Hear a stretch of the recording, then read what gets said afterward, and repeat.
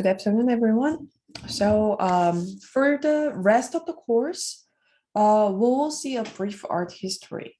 So this is the first chapter we are going to see, the prehistoric and ancient Mediterranean world.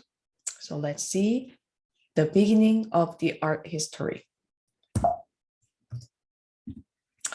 Give me 1 second. Let me just find the highlighter.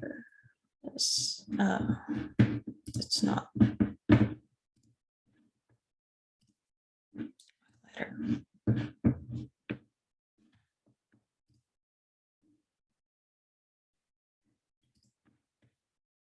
All right. So here we can see the Mediterranean Sea in the map. So the Mediterranean Sea, where the story of Western art begins. It is surrounding Africa, the Near East, and Europe. Beginning around 3000 BCE, numerous ancient civilizations arose, overlapped, and interacted. So they learned from one another and conquered each other, and they transformed into the world. So this is the very first sculpture we can find in the art history. This is a female figure sculpture 25,000 years ago. It was found near Willendorf, a town in present-day Austria. It is a small amount, look at the size. It is small enough to fit comfortably in the palm of a hand. It's just like this size. The body's proportions are exaggerated, and it has detailed hairstyle that covers the entire head. So scholars long assumed that they were fertility figures used in some symbolic way to encourage pregnancy and childbirth.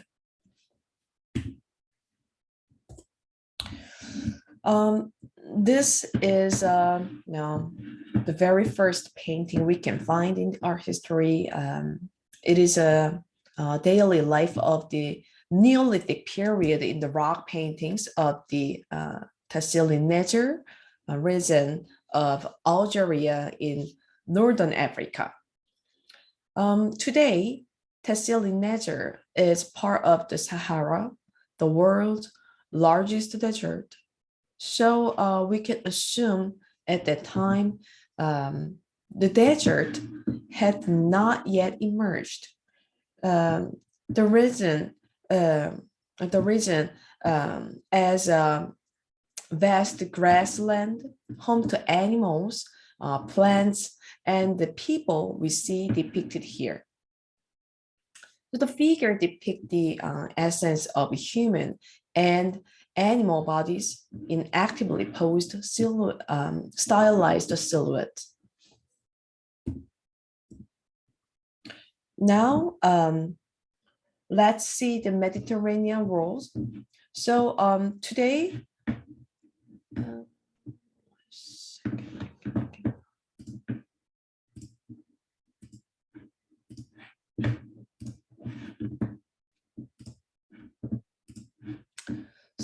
we are going to see two big art threads of Mediterranean world. So first one is Mesopotamia, and the next one is Egypt. So let me show you the ancient Mediterranean world's timeline. So the female figure we just saw is about 23,000 BCE, and the rock painting in northern Africa is about 5,000 BCE, and the Mesopotamia arose about 2,000 years before the century. And this area of Mesopotamia was highly desirable. So many empires were built and disappeared, like Sumer, Akkad, Babylon, Assyria, and Babylon again. On the other hand, Egypt was continued as one empire for 17 years, and it was parallel with Mesopotamia's timeline.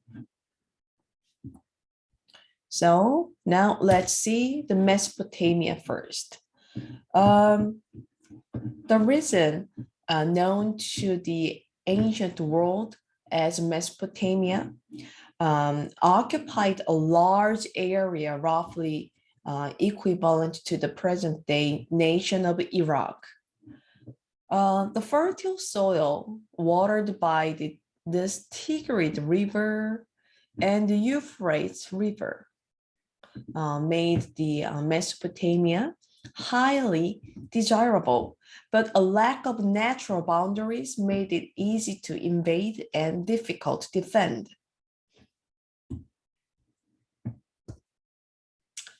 So in this Mesopotamia, we just, saw the one city-state and 4 empires in the timeline. So let's see the location of the empire and the city-states here. So here, this is the, Sumer. So Sumerian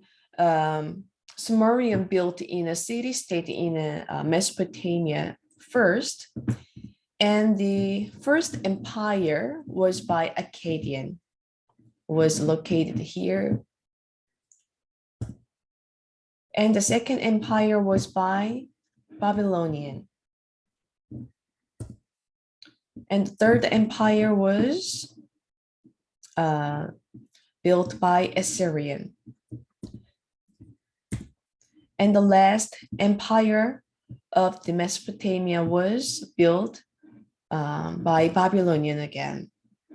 So let's see each city-state and the empire's features. The first cities of the Mesopotamia arose in the southern area, a region called Sumer. It is about 3400 BCE. The Sumerians were the first people to leave behind them not just artifacts, but also words. Lacking stone, the Sumerians built their cities of sun-dried brick using the load-bearing construction technique. And also they had the refined and the luxurious aspects of art. Can you guess what it is, everyone?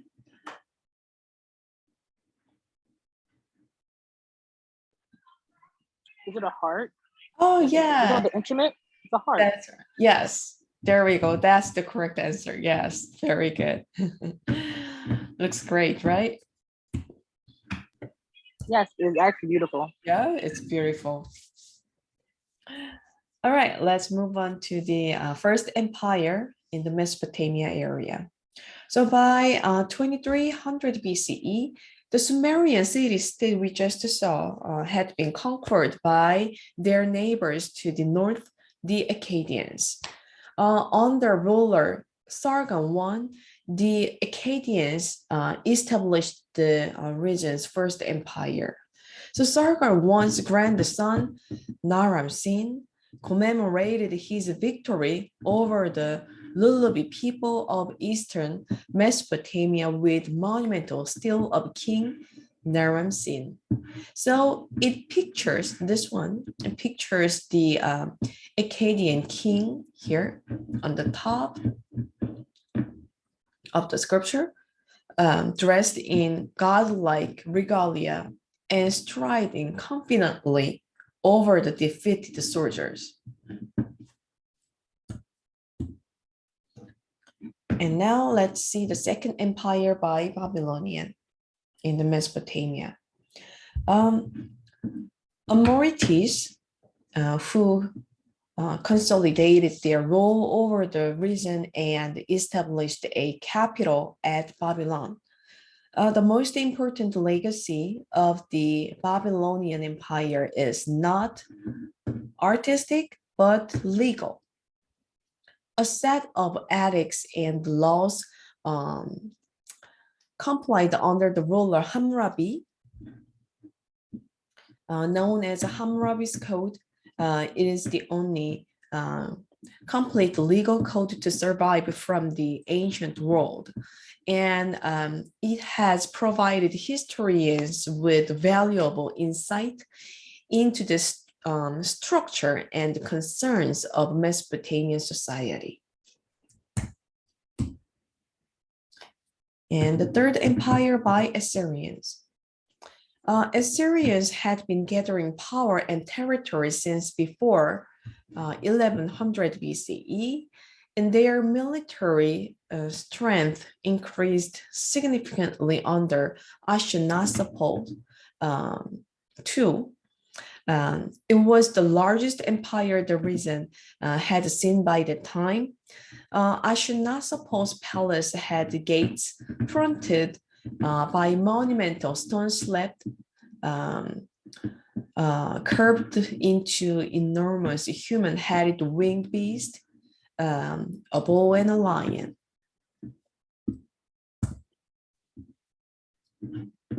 And the fourth empire by Babylonian. So Babylonian again came to the power in Mesopotamia in the late 7th century BCE, and they formed a kingdom now called Neo-Babylonian. So these Neo-Babylonian surely must be ranked among the great architects of the ancient world.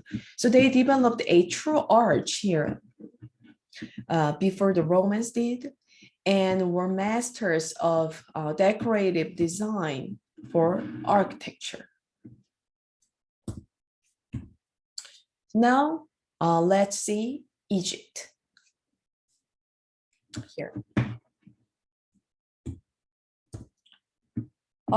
So here on the top was the Mesopotamia area, and now left bottom corner we will see Egypt. The kingdom of Egypt was protected by rocky, unnavigable stretches of the Nile River to the east, and there is a vast desert on the west side of the Egypt. So Egypt, during much of its long history, was spared the waves of immigration and invasions that continually transformed Mesopotamia.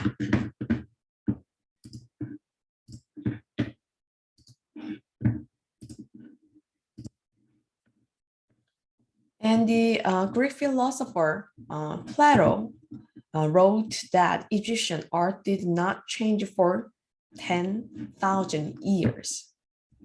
So let's see their arts. So this is the Sphinx. The Sphinx is the symbol of Egyptian art. So it is essence of stability, order, and endurance. It faces the rising sun, seeming to cast its immovable gaze down the centuries for all eternity. Sphinx has the body of a reclining lion and the head of man, thought to be the pharaoh Khafre, whose pyramid tomb is in the center.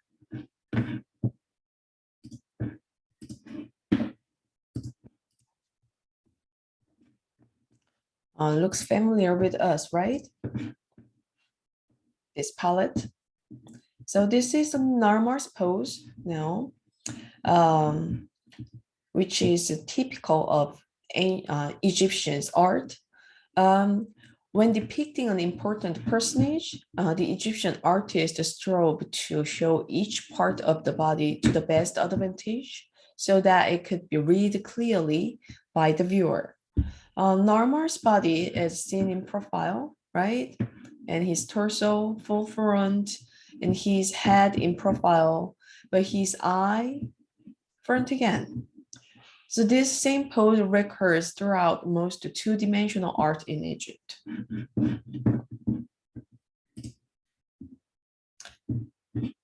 Egyptians buries their most lavish art in royal tombs.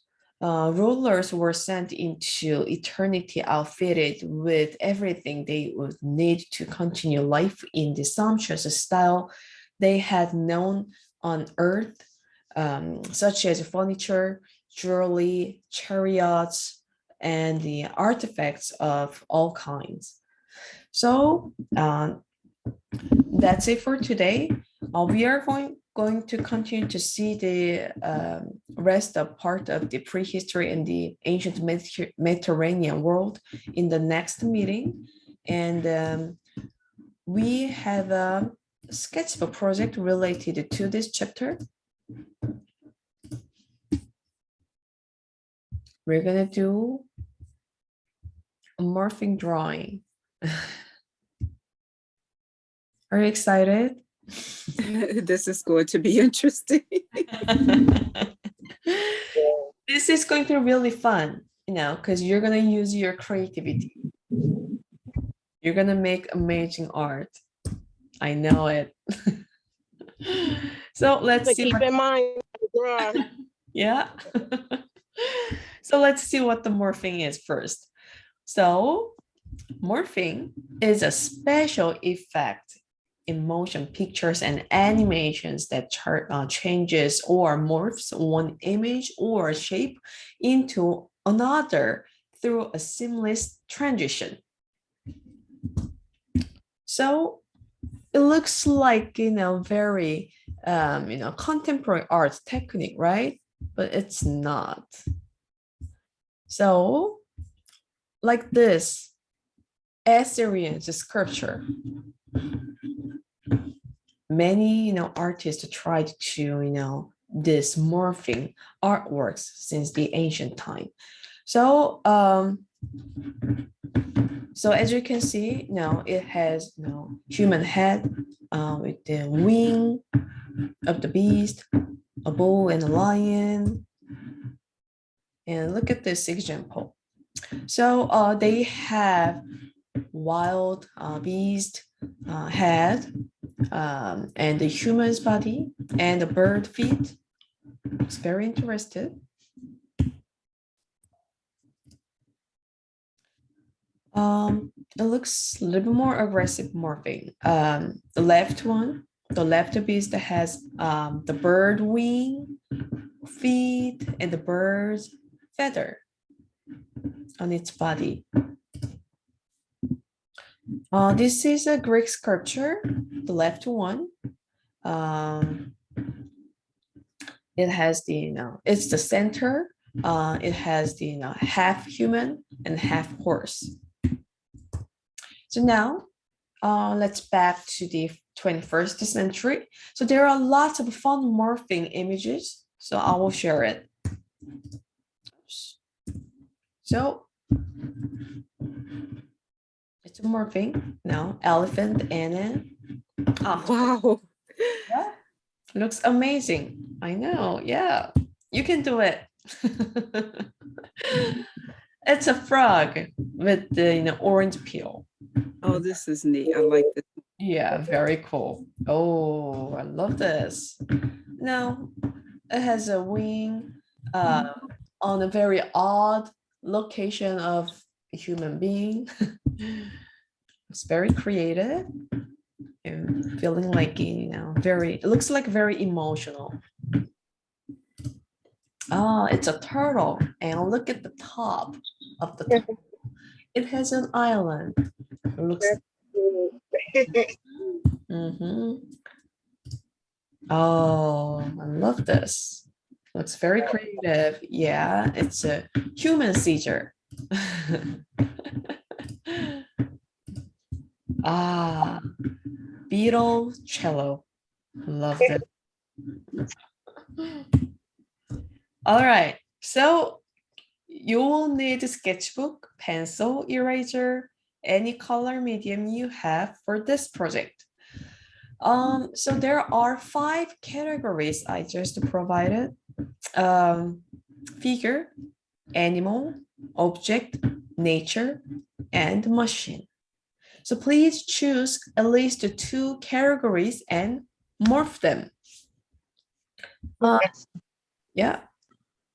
So for example, like if you choose a human being as a figure and a horse among the animals, you can just morph them like cancer. I'm sorry, not cancer, sorry, center. So as usual, please post the process of your morphing drawing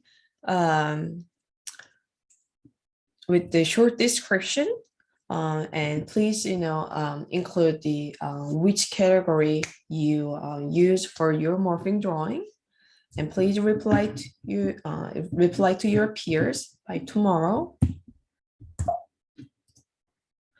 And let me share more examples. You're gonna love it. Professor, Yes. I know in the past you've said materials, and then we've asked if it could be Digital tool. digital.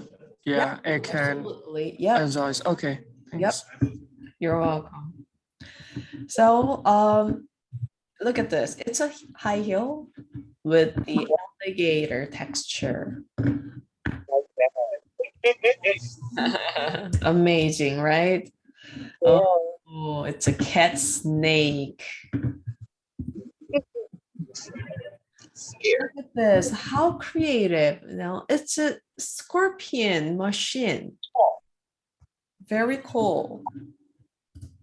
Ah, I love this. No, it's a measuring spoon and I figured that. I was looking at it. It's like, is those measuring spoons? yeah, measuring spoons. Love this. These are so creative.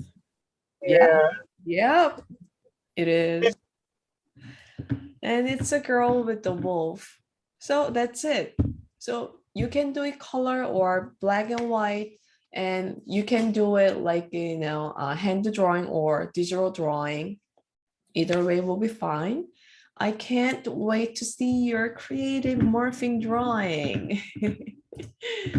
So when you're ready to post your work by tonight, you can just post your work process. Please go to week 10 and go find the week 10-1 sketchbook project morphing drawing. Please post your work here in this forum. And again, for the late students, we have an assignment 2 due dates coming up. 2 weeks later, you must post your assignment 2 here in week 11. So the assignment 2 is virtual museum tour. The due date is by March 28th, Monday, midnight. So when you click this link, you will see many art museums in the world. You can choose one of them and take a tour and make a paper. So you're gonna make only 3 pages. The first page is just a cover page. You will write your name and the class name and the virtual visiting date and the art museum name and location. And for the second page, after your tour, please choose at least 5 artworks with the and then please write the caption. The caption includes like artist name, title of the work, and the size and the medium of the work. And the third page is the most important. You're gonna write your appreciation about these 5 artworks from the museum tour. I don't want to see the artworks, stories or statement, I just want to see your feeling and your opinion and your, thought about the artwork or the art tour of the museum. It should be minimum 300 words. Do not copy and paste any information from resources for the third page.